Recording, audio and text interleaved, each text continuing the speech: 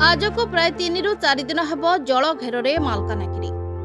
जिलार प्रत्येक स्थान में नाल नर्दमा रास्ता एवं ब्रिज कलभेट सबुठी पानी लगाण वर्षा लगी रही हेतु जिलार मुख्य रास्ता गोविंदपाली ठारू पांगाम मालकानगिर मोटू कालीमेला कोरुकोंडा ठारू धरी बालीमेला चित्रकोंडा यातायात ठप कारण मालकानगिर जिला एवं जलबंदी एवं लगाण वर्षा जोगु केतेक स्थान में चित्रकोंडा घाटी एवं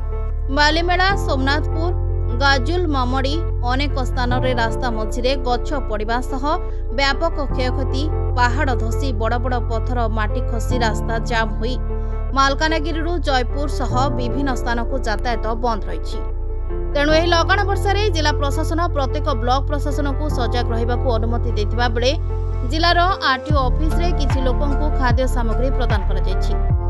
एवं मालकानगिरी जिलार प्रत्येक ब्लॉक रे मध्य खाद्य बंटन करबा सहित केउ केउ स्थान रे रोषेई करी मध्य खाइबा व्यवस्था करा जायथिबार सूचना मिलिछि।